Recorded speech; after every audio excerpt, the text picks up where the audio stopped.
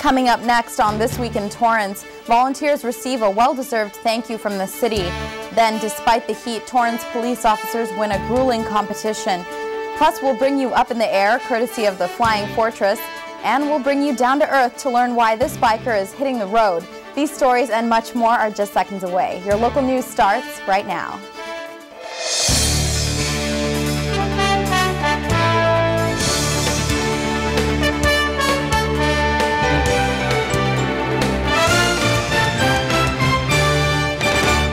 Hello everyone and welcome to This Week in Torrance. I'm Malavika Gangolly. Ben McCain has the week off. Here are your top stories.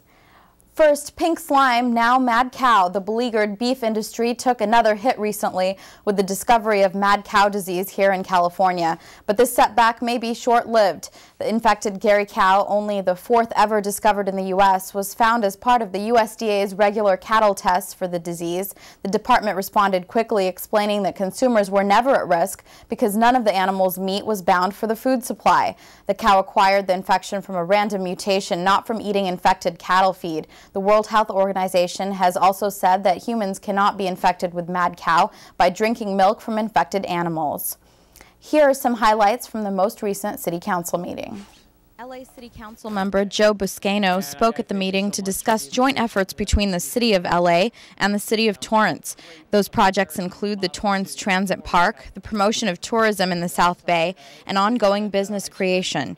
Councilmember Buscaino called Torrance a model American city. He plans to work with Torrance on joint safety measures as well. It may only be spring, but Rose Float volunteers are already thinking ahead to winter. The Torrance Rose Float Association displayed the rendering of their 2013 float for the annual Tournament of Roses parade.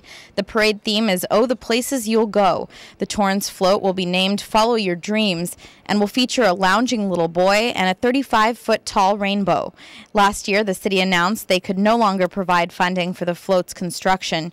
The Float Association has since become a nonprofit and has raised half of the float's cost. They intend to raise the balance through a variety of efforts.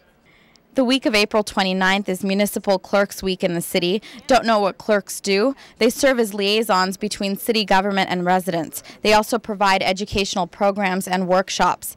City Clerk Sue Herbers and her staff were recognized. Back in January, Council agreed to reallocate $100,000 for economic development. The department plans to use that money for the South Bay Entrepreneurial Center. The business incubator now has a location, website, and other marketing materials, all of which will go towards supporting and encouraging business growth here in Torrance. Council agreed to reallocate the funds in $10,000 increments. Council decided to not fund a 3-year update to the city's 2008 strategic plan. The update would have included an environmental scan and telephone surveys of businesses and residents. However, Council deferred the update until next year since the cost of more than $100,000 would adversely impact the current budget. And speaking of the budget, the city's $3.5 to $4.5 million shortfall will impact the 2012-2013 budget. In preparation for the upcoming public hearing, the Finance Department asked for additional suggestions regarding changes to the operating budget. With adjustments, the Finance Department believes they can come very close to balancing the second-year budget. However, the city may face new expenses like the possibility of hiring police officers in response to AB 109 realignment. The first public budget hearing is set for May 8th. The Torrance Area Chamber of Commerce helped celebrate the grand opening of a new law office in Torrance.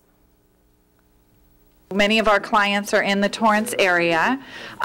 We enjoy being a part of this community and look forward to helping the residents of Torrance with their various legal matters. Budrus and Van Haren opened their doors to the community for a ribbon-cutting ceremony.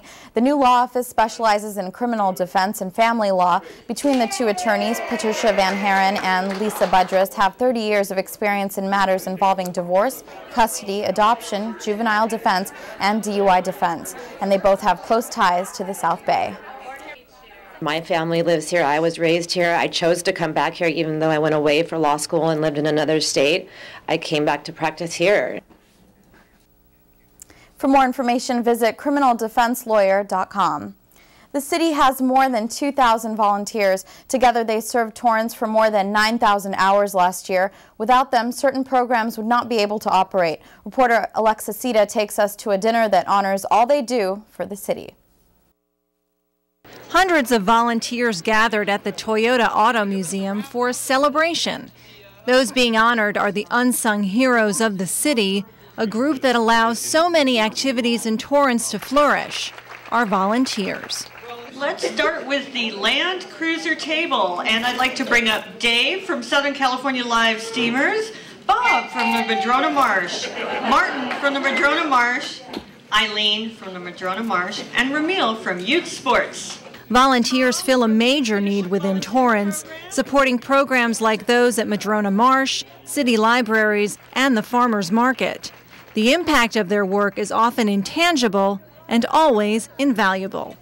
When someone takes a walk on a docent-led tour through the marsh, how do you measure the impact of that tour and the animals that they see and the nature that they see? Maybe it inspires them to take a path toward a life of action in preserving our natural resources. And with so many volunteers, the line to receive a thank you kept coming and coming and coming. Volunteers of different ages, races, and interests all got their much-deserved pats on the back. But many of these volunteers feel they earn their pay on the job. There's nothing like volunteering. You get to see the happy faces on the kids and the older kids, the 90-year-olds. For This Week in Torrance, I'm Alexa Sita. Thanks, Alexa. More than 250 people were in attendance at the dinner, which has honored volunteers for the last 14 years. And some members of the Torrance Police Department have a lot to celebrate. The police department recently participated in the 27th annual Baker to Vegas Relay. The 120-mile, 20-stage foot race from Baker, California to Las Vegas, Nevada features 270 law enforcement and civilian teams from across the globe. Each team consists of 20 members who each run one stage of the course. That's anywhere from 4.5 miles to more than 10 miles. Most of it is over some very difficult terrain, and if that doesn't sound hard enough, this year temperatures at the beginning of the race reached more than 106 degrees. When the dust settled, the Torrance Police Department covered the distance in 15 hours and 15 minutes, an average pace of 7 minutes and 37 seconds per mile. They earned a top 20 overall finish and their third consecutive first-place victory in their team's division. Well, coming up, we'll bring you a rare view from a historic plane, and we'll tell you why this biker is putting so many miles on his Harley. But first, here's the current temperature outside.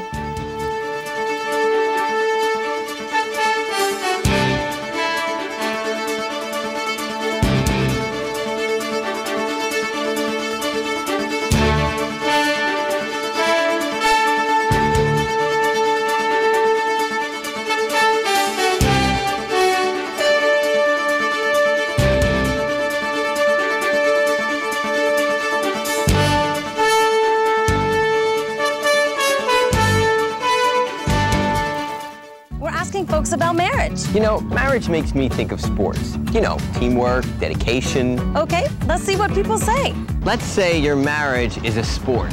What sport would it be? Oh, what sport? Basketball. Surfing. Because we've been riding the wave for so long. They have to be a team sport. Definitely teamwork. Ice hockey. Baseball. It lasts a long time and not a lot happens. Ping pong. So why ping pong? Always on our toes, but relaxed and fun. Maybe doubles tennis. So there's a lot of back and forth. A lot of people watching. So how many people are influenced by your marriage? Hundreds? Yeah. I think we could easily fill a football stadium with all the people that we've influenced. And you really think about the ripple effect. One influences the next and the next and the next. It's like a wave. So it looks like a good marriage touches a lot of people. Exactly. A good marriage goes a long way. Want to improve your marriage? For ideas, go to foryourmarriage.org. A message from the Catholic Church. My husband says social drinking relaxes him, but he's not very relaxed when he comes home at night. He's always ready to pick a fight. I don't think he's an alcoholic, even though I think he drinks too much. My psychiatrist suggested I try Al-Anon family groups. I was surprised at how quickly I found help at Al-Anon. Are you troubled by someone's drinking? You might be surprised at what you could learn in an Al-Anon family group meeting from people just like you. Call 1-888-4-AL-ANON or visit AlanonFamilyGroups.org. This neighborhood sure has changed a lot over the years. You know, there was a time when people like me couldn't live here. I will never forget being told I wasn't welcome in this neighborhood. Well, I own this building now. The Fair Housing Act made a difference for someone like me, so I can choose where I want to live, free from discrimination. Glad you could make it. Right this way.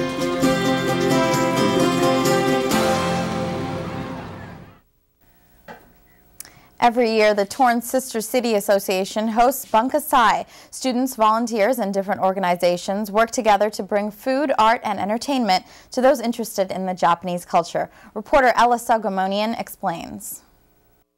The naginata is basically like a Japanese pole arm, and it's really cool. We do kata work, and we also do bogu. As you can see, there's the comparison of traditional yoroi, which is the armor, and then the modern day bogu, which is similar to kendo, except for we wear shin guards because we attack the tsune, which is the shin.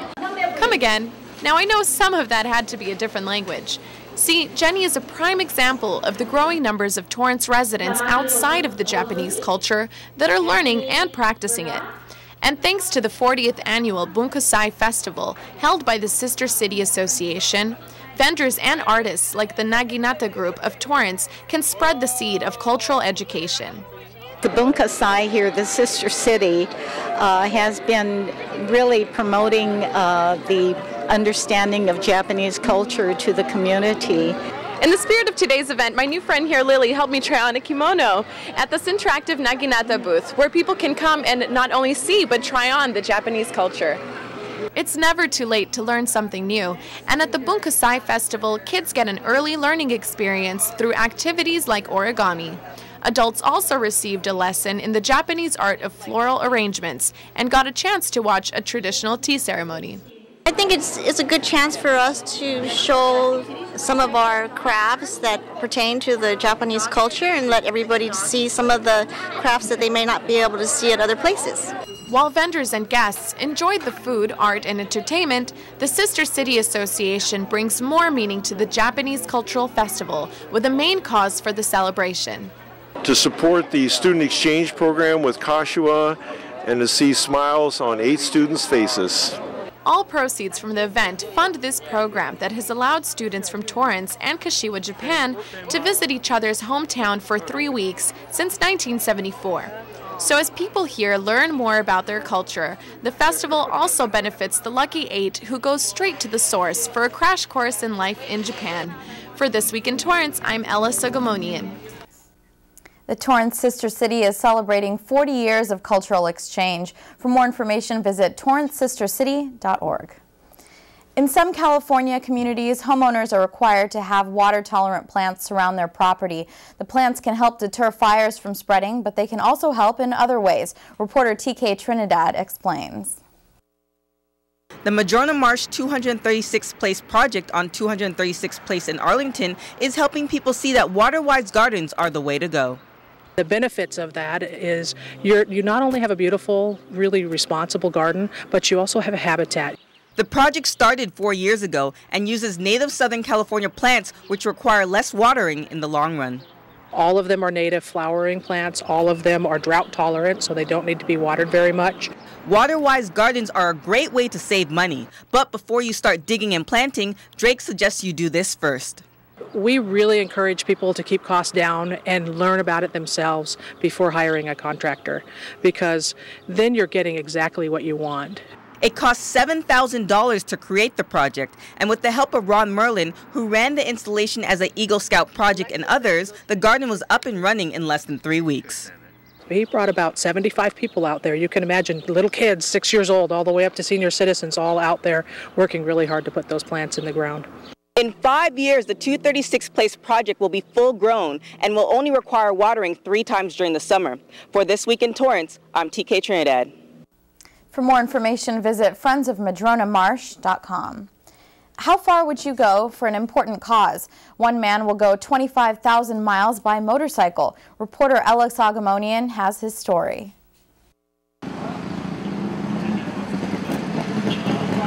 For Fraternal Order of Eagles rider Daryl Rawl will embark on a 25,000-mile mission from Vegas to Grand Rapids, Michigan, all in hopes of raising the money needed to build a diabetes research center. But before doing so, he stopped here in Torrance for a fundraiser held at Zena's restaurant. This is kind of a drop in the bucket compared to the $15 million that he's confident he's going to raise. But we're just going to have fun, do it at Zena's and just have a good time. It may be just a drop in the bucket, but the fundraiser caught attention from friends, family, and bargoers who came together to participate in the serious cause, all while having fun. We'd love to support the event because of the cause. I mean, it is for diabetes and everything, and we've came in and we've donated $100 towards some motorcycle raffles, and I think they're $20 a piece or something, but you can actually win a motorcycle, which is pretty cool.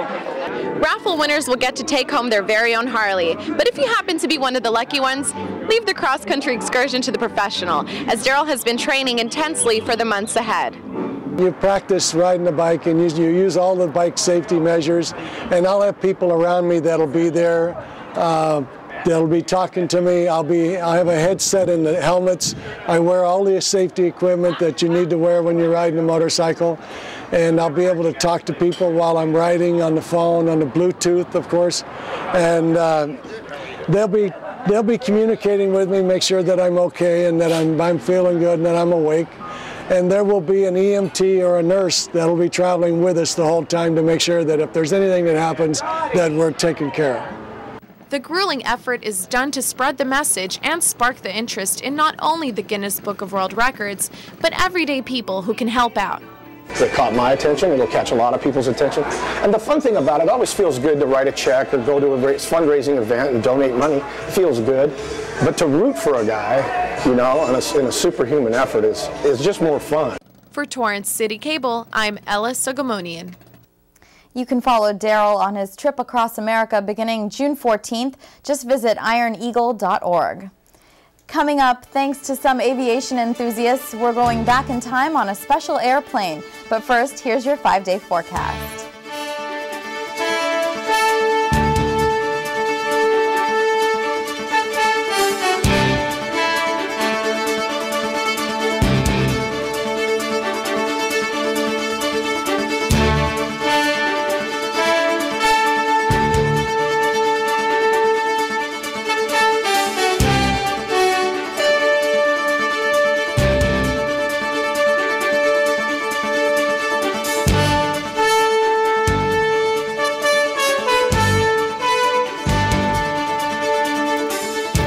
A picture is worth 1,000 words. Every day, millions of children and adults face orthodontic problems, such as unhealthy bites, misaligned jaws, and poor mouth function. These problems can detract from dental, physical, and emotional health, but long-term health troubles like these can be prevented. Detection and treatment by an orthodontist is the key to correcting these problems and achieving a healthy, beautiful smile. An orthodontist is the only healthcare professional who specializes in the field of orthodontics. These doctors are dentistry's experts, with 2 to 3 years of advanced, specialized education beyond dental school. They straighten teeth and align jaws each and every day by dedicating their practices to the field of orthodontics. A healthy, attractive smile is a priceless asset in life. Put yours in the care of the most qualified professional. For more information, visit braces.org. When I grow up, I want to be a psychologist or a therapist. I want to be a pediatrician. I was hoping to become a chef someday. I want to own a big house with the convertible and the jacuzzi and the pool, all the good stuff. Role models, they don't tell you what to do, but they help you to go where you're going. I want to study law. I don't want to become a lawyer. I want to become a CIA agent. Young people, I think, do need a mentor because we don't know everything, and all the people, they've experienced stuff that we haven't. I would like to be a baseball player. As long as there's somebody behind you, pushing you and supporting you, then you feel that you always have the strength to keep going. Well, I would like to become like a doctor. That's my first choice. Sometimes you feel down and you feel that no one really understands and no one knows like where you're coming from, and it's great to see someone who's been where you are now and making it. So get involved and do your part. Invest in the future. Mentor a child. This year, the USO is reaching out to the South Bay community. The nonprofit is asking for help with Operation Feed a Soldier. The goal is to provide 1,200 meals to service members who will be working during Armed Forces Weekend here in Torrance. A $10 donation will provide one soldier with breakfast for 2 days. Donations are tax deductible and can be made online at bobhopeuso.org or by calling the operations chairperson, Carmen Freeland, at 310-503-9702. And finally, most of us learn about history through books, movies, or television, but a lucky few recently got to touch a piece of history right here in Torrance. Reporter Jacqueline Shepard takes us on a trip aboard the Flying Fortress. You are looking at the most modern aircraft in U.S. history. At least it was during World War II. Between 1935 and 1945, more than 12,000 B-17 bombers were produced. Today, less than 100 are capable of flying. Those that are require a little TLC before taking to the skies. We turn them through because the radial engines, the oil tends to drain to the bottom cylinders, and you can't compress a liquid. So if you try and start the engine with oil in the lower cylinders, or any cylinder, you can break a rod, break a piston. Very bad for the engine. So we turn them through by hand to make sure they're clear. With its heavy armor and 13 machine guns, the B-17 was designed to withstand heavy combat. Fighter teams who completed 35 missions could leave the war and return home. But with only 10% of soldiers reaching that number, retired pilot Jim White says the joy of flying was often overshadowed by fear. The fun of it flying and the sheer terror also of being shot at because you couldn't see the shells coming up. If there was a fighter plane, you could see it. But the anti-aircraft, you could not see it until it exploded. White did not complete the 35 missions, but was sent home after an unfortunate accident. On our 18th mission, which was Christmas Eve of 1944, we crashed on takeoff. We were airborne but couldn't clear the trees at the end of the runway and went in at 125 miles an hour. 2 of the boys were killed and I was injured pretty bad. So that was the end of the war for me. They brought me home in April of '45. Stepping onto this plane is like taking a step back in time. It's a piece of history rarely seen by most, and it pays tribute to those who sacrificed their lives for our freedom. There probably will never be, I hope there'll never be another world war, and you just will never have massive groups of airplanes in the air. Well, you know, I'm ex-military, and means a lot to me. All the fellows that sacrificed so much for us, and to be able to fly this airplane, which really is a tribute to them, is a very fulfilling thing. The B-17 will visit cities throughout the country, and organizers hope the plane will not only remind us of our history, but also spark some new interest.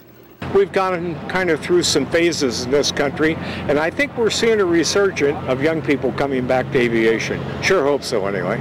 I enjoy seeing the airplane, and I get a free ride in it and all that, so that's worthwhile. And if I can entertain some people and give them some information that they're curious about, that's great. For Torrance City Cable, I'm Jacqueline Shepard. The EAA is an aviation association that helps restore B-17 bombers and share them with enthusiasts nationwide. For more information, visit b17.org. And that's going to do it for us on This Week in Torrance. I'm Malavika Gangolly. If you missed any portion of our show, you can catch us again at 11 a.m. and 6 p.m. Thanks for joining us, and we'll see you next time.